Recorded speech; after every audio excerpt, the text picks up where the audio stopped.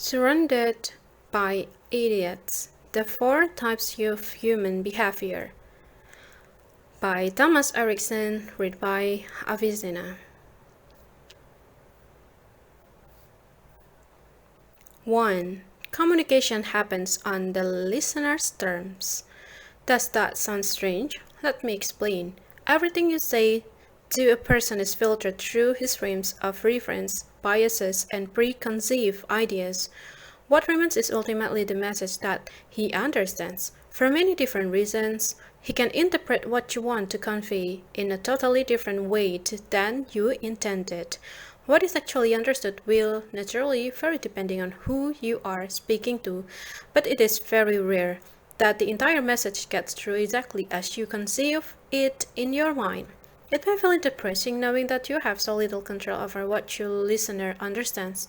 No matter how much sense you would like to knock into the other person's head, there is not that much you can do about it. This is one of the many challenges of communication. You simply can't change how the listener functions. However, most people are aware of and sensitive to how they want to be treated. By adjusting yourself to how other people want to be treated, you become more effective in your communication. Why is this so important? You help other people understand you by creating a secure arena for communication on their terms. Then the listener can use his energy to understand rather than to consciously or unconsciously react to your manner of communicating. All of us need to develop our flexibility and so be able to vary our style of communication, adapting it when we speak to people who are different from us. Here we find another truth. No matter what method you choose to communicate with, as an individual, you will always be in the minority. No matter what kind of behavior you have, the majority of people around you will function differently from you. You can't just base your method of communication on your own preferences. Flexibility and the ability to interpret the other people's needs is what characterizes a good communicator. Knowing and understanding another person's style of behavior and method of communication will result in more educated guesses about how a person may possibly react in a various situation. This understanding will also dramatically increase your ability to get through to the person in questions. No system is perfect. Let me be clear about one important point. This book does not claim to be totally comprehensive with respect to how we as people communicate with each other. No book can do that, because the number of signals we constantly transmit to those around us wouldn't fit into any book. Even if we could include body language, the difference between male and female dialogue, cultural differences, and all the other ways to define variation in communication, we wouldn't be able to write everything down. We could add physiological aspect, graphology, age, and astrology and still not get a 100% complete picture. According to the American Journal of Business Education, more than 50 million assessments have been made using the DISAC tool, and yet even with all this information, communication remains a fascinating and puzzling topic. People are not Excel spreadsheets. We can't calculate everything. We are a way too integrate to be described in a full. Even the youngest child is far more intricate than anything that could be conveyed in a book. However, we can avoid the most blatant blunders by understanding the basics of human communication. It's been going on for a while. We see what we do, but we do not see why we do what we do. Thus we assess and appraise each other through what we see that we do. These words come from the physiology analyst Carl Jung. Different behavior patterns are recreated dynamism in our lives. When I refer to behavior pattern, I don't just mean how a person acts in a single instance, his action, but rather the whole set of attitude, belief, and approaches that govern how a person acts. We can recognize ourselves in a certain behavior pattern, but other forms of behavior we neither recognize nor understand. Besides, each of us act differently in different situations, which can be a source of either joy or irritation for those around us. Thus, individual actions can, of course, be right or wrong. There is really no pattern behavior that is right or wrong. There is no such a thing as a proper behavior or incorrect behavior. You are who you are, and there is no point in wondering why. You are fine no matter how you are wired, no matter how you choose to behave, no matter how you are perceived, you are fine within reasonable limits, of course. In a perfect world, it would be easy just to say, I'm a particular kind of person and it's okay because I read it in a book. There is just how I am, and this is how I act. Sure, wouldn't it be great not to have to mishandle your own behavior? To always be able to act and behave precisely as you feel at the time. You can do that. You can behave exactly as you wish. All you have to do is find the right situation in which to do so. There are two situations in which you can just be you. The first situation is when you are alone in a room, then it doesn't matter how you speak or what you do. It doesn't hurt anyone if you scream or swear, or if you just want to sit silently and ponder the great mysteries of life and wonder why the fashion model always looks so mad. In your solitude, you can behave exactly the way you feel. Simple, isn't it? The second situation where you can completely be yourself is when all the other people in the room are exactly like you. What did our mothers teach us? Treat others as you want to be treated. Excellent advice and very well intentioned. And it works too, as long as everyone is just like you. All you need to do is make a list of all the people you know who believe, think, and act exactly like you in all situations. And now, just give them a call and start hanging out. In any other situation, it might be a good idea to understand how you are perceived and to learn how other people function. I don't think I will make headlines by saying that most people you meet are not like you. Words can have incredible power, but the words we choose and how we use them vary. As you have seen from the title of this book, there are different interpretations of yes. You got it, words. And when you use the wrong word, well, maybe then you are an idiot. Surrounded by idiots? Or not? What does this actually mean? As I was writing, the following analogy hit me. Behavior patterns are like a toolbox. All types are needed. Depending on the occasion, a tool can sometimes be right and sometimes be wrong. A 30-pound sledgehammer is great for tearing down walls, but it's hardly the thing if you want to hang a picture in the foyer. Some people are opposed to the idea of sorting people into different behavior types. Maybe you believe that you shouldn't categorize people in that way. That is wrong to pigeonhole people, however, everyone does it. Perhaps in another way than I do in this book, but we all register our differences nonetheless. The fact remains that we are different, my opinion, pointing that out can be something positive if you do it in the right way. Improperly used, every tool can be harmful. It's more about the person using it than the tool itself. This book is your introduction to human behavior and dialogue, and the rest is up to you. Part of what you are going to read I have gathered from TTI Success Inside. I would like to take this opportunity to thank Sean Galberg and Edward Levitt for so generously sharing both their experience and their training materials. No matter how strange it might seem, in theory, every kind of behavior is normal. Normal behavior is relatively predictable. Every person reacts in a habitual manner in a similar situation, but it is impossible to predict every possible reaction before it happens. Normal behavior is a part of a pattern. We often react in consistent pattern, therefore we should respect one another's pattern and understand our own. Normal behavior is changeable. We should learn to listen, act, speak openly, and reflect in order to do what is relevant right now. Everyone can adapt. Normal behavior can't be observed. We should be able to observe and consider most forms of behavior without being amateur psychologists. Everyone can take note of the people around them. Normal behavior is understandable. We should be able to understand why people feel and do what they do. Right now, everyone can think about why. Normal behavior is unique. Despite the condition that we have in common, each person's behavior is unique to succeed in your own condition. Normal behavior is excusable. This means personal jealousy and complaint. Learn to have tolerance and patience, both with yourself and with others. Number 2. Why are we the way we are? Where does our behavior come from? Why are people so different? Search me. very briefly, is a combination of heredity and environment. Even before we are born, the foundation for the behavior pattern we will exhibit in adulthood have been laid. The temperament and character traits we have inherited affect our behavior, a process already begun at the genetic stage. Exactly how this works is still a bone of contention among scientists, but all are in agreement that it does come into play. Not only do we inherit traits from our own parent, but also from their parents. Also, in varying degrees from other relatives, at some point or other we have all heard that we speak like or look like an uncle or an aunt. As a child, I resemble my uncle Bertil, something to do with my red hair. To explain how this is genetically possible would take a tremendous amount of time. For the moment, let us just establish that this inheritance lays the foundation for our behavioral development. What happens once we are born? In most cases, children are born impulsive, adventurous, without any barriers whatsoever.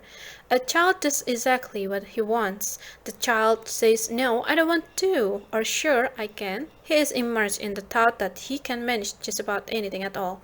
The kind of spontaneous and sometimes uncontrolled behavior is, of course, not always what his parents wish for. Then hey, presto, what was once an original pattern of behavior begins to transform, in the best or worst case scenario, into a copy of someone else. How are children influenced? Children learn and develop in a multiple way, but the most common is by imitation. A child may mimic what he sees around him. The parent of the same sex often becomes the model for imitation. This is clearly not an exhaustive study on how the process works, as this book is not about how we influence our children. Core values. My core values are found deep within me, values so deeply embedded in my character that it's almost impossible to change them. And these are the things I learned from my parents as a child, or that I learned in school when I was very young. In my case, it was different variation of study and do well in school or fighting is wrong. The latter, for example, means that I have never laid hands on another person. I haven't fought since this grade, and I seem to recall that I lost them. Then she was really strong. Another important core value is that all people are equal worth, because of my parents demonstrated this to me during my childhood. I know it's deeply wrong to judge a person based on his or her origin, sex, or color. All of us carry many such a core value. We know instinctively what is right and what is not, and no one can take these core values away from me. Attitudes and approaches. The next layer is my attitude, which are not exactly the same thing. As a core value, attitudes are things I have formed opinion about based on my own experiences or on conclusions I have drawn from encounters in the later part of my schooling, high school, college, or my first job. Even experiences later on in life can form attitudes. A relative once told me that she didn't trust salespeople, but in her case, it resulted in comical practices. She couldn't buy anything without returning it. A sweater, a sofa, a car, a buying process was endless. Every fact had to be examined and explored, no matter how much research she did beforehand. She always wanted to return her purchases afterward. Core values becomes attitudes, attitude become core behavior become moderated behavior, and behavior becomes our environment. Once I had observed the pattern, I asked her why she did this, and she explained the reasoning behind her attitude. 85% of all salespeople were swindlers, explaining that I too was a salesperson had a little effect. To this day, I don't know if I belong to the 85% or if I can count myself among the fortunate 15%. The important thing is that an attitude can change. My relative had probably been badly fooled a number of times, and therefore learned to distrust salespeople. However, if she had a number of positive experiences, her opinion could change. The result, both my core value and my attitude affect how I choose my behavior. Together they form my core behavior, the real person I want to be. My core behavior is how I act on complete freedom without the influence of any external factor at all. You probably already see the issue here. When are we ever completely free from external influences? When I discuss this question with a group of people in different contexts, we all usually agree only when we are sleeping. But people are different, some don't care. They are always themselves because they have never reflected upon how they are perceived. The stronger your self-understanding is, the greater your probability of adapting to the people around you. How do others really perceive me? The people around you must often see your moderated behavior. You interpret a specific situation and make a choice about how to act based on on that evaluation. This is the behavior that others around you experience. It's all about the mask you wear to fit into a given situation. We all have several different masks. Having one at work and one at home is not that unusual. And another one for visiting the in-law. Perhaps this book is not about an advanced course in psychology, but I'm content to establish that we interpret situation differently and act accordingly. Consciously or subconsciously, surrounding factor cause me to choose a particular course of action. And this is how we act. Look at this formula. Behavior equals to F P times SF. Behavior is a function of personality and surroundings factor. Behavior is that which we can observe. Personality is what we try to figure out. Surrounding factor are the things that we have an influence on.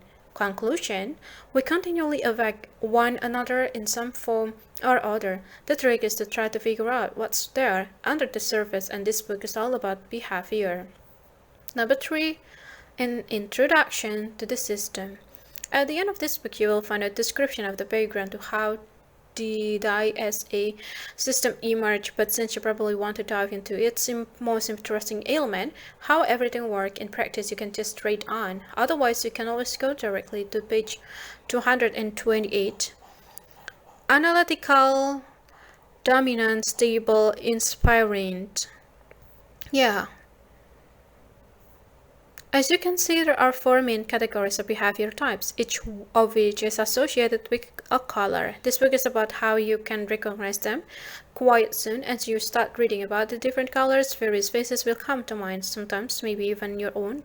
About 80% of people have combination of 2 colors that dominate their behaviors. Approximately 5% have only one color that dominates behavior. The other are dominated by 3 colors. Throughout the book, I focus on the single color individually because they are the fundamental component of a person's behavior. It's like a recipe. We need to understand all the ingredients before we bake the cake. Entirely green behavior or green in combination with one other color is the most common. The least common is entirely red behavior or red behavior in combination with one other color. Red is aggressive, ambitious, strong-willed, goal-oriented, pushing, problem-solver, pioneer, decisive, innovator, impatient, controlling, convincing, performance-oriented, powerful, result-oriented, initiator, speed, timekeeper, intense, opinionated, straightforward, independent. Yellow behavior. Yellow type is talk active, enthusiastic, persuasive, creative, optimistic, social, spontaneous, expressive, charming, full of vitality, self-centered, sensitive, adaptable, inspiring, needs attention, encouraging, communicative, flexible, open, sociable, imaginative, and easygoing. Green behavior is patient, relaxed, self-controlled, reliable, composed, loyal, modest, understanding, lengthy, stable, prudent, discreet, supportive, good listener, helpful, producer, persistent, reluctant, thoughtful, conceals feeling, considerate, and kind. And blue behavior is considious, sympathetic, distant, correct, conventional, seems insecure, objective, structure, analytical, perfectionist, needs time, reflecting, methodical, seeks fact, quality-oriented, scrutinize, follow rules, logical, questioning, meticulous, reflecting, reserve. Many people you meet possess a quality that you sometimes wish you had. You may even feel jealous of these people. They easily master things that you struggle with. Maybe you would like to be more decisive like a rat, or maybe you wish it were easier for you to interact with a stranger like a yellow. Possibly you wish that you didn't stress so much, that you could just take it easy like a green do, and perhaps you wish that you could keep your schedule in a better order, something that's natural for blues. Naturally, it works the other way as well. You are going to read things that will help you realize that you too boss others around a bit too much, just like reds tend to do, or that you talk way too much, something that the yellows do. It might be that you take things way too easy, not getting involved in anything. The green's weakness, or you are always a piece of it, everything, scissors everywhere, just like a blues. Here you can learn to see your own pitfalls, how you can take appropriate measure to get around them. No matter what you learn about yourself and others, take notes, underline things, and engage with the materials. Number 4, red behavior. How to recognize a real alpha and avoid getting in his way. What should we do? Well, do it my way. Now, this is the behavior type that Hippocrates in this theory of human temperament called choleric. Notice you might call a red person bold, ambitious, driven, but also potentially hot-tempered, rash, and dominant. You quickly notice a red person because it doesn't make a desireless effort to conceal who he is. A red person is a dynamic and driven individual. He has goals in life that others may find difficult to even imagine. Since his goals are so highly ambitious, achieving them seems to be impossible. Reds strive forward, always pushing themselves harder, and they almost never give up, and their belief in their own ability is unsuppressed. They carry inside them the firm belief that they can achieve anything if they just work hard enough. People who have lots of red in their behavior are task-oriented, extrovert, and they enjoy challenges. They make a quick decision and are often comfortable taking the lead and taking risks. A common perception is that reds are natural leaders. These are people who willingly to take command and go to the fore. They are so driven that they will get through despite any obstacle in their path. Their disposition is ideal in competitive situation. It's not unusual for a CEO or a president to have a lot of red in his behavior. This form of competition is present in everything reds to do. To say that they constantly want to challenge and complete is probably not entirely true, but if a change of winning something arises, why not? The exact nature of competition is important. It's the competitive element that keeps reds running on a cylinder. Pele, one of my former neighbors, liked competing so much that he developed entirely new interest just to compete. I like working in the garden, and so I spent quite some time doing so, and Pele didn't like gardening, but when he had heard people commenting on my beautiful garden, often enough he finally had enough. He started one project after another, always with a single but a very clear objective to owe to me. He confounded his wife by digging out new flower beds, planting a rainbow of unbelievably fabulous plan, and cultivating the lawn to golf course standard. The only thing I needed to do to keep him going was to merely suggest that I would purchase more plant, then he would go to the local garden center quicker than you could say bad loser. You can also recognize reds by the other behavior pattern, who talks the loudest, reds, who goes all out when explaining some things, reds, who is always the first to answer questions, reds again, who during an otherwise pleasant dinner makes categorical comment on just about any topic, and who will judge an entire country based on something he saw on television. Reds. Something is always happening in life of red people. They can't sit still. Idle time is waste of time. Life is short. Better get going immediately. Do you recognize this type? Always on the top go. So step aside. Let's get cracking.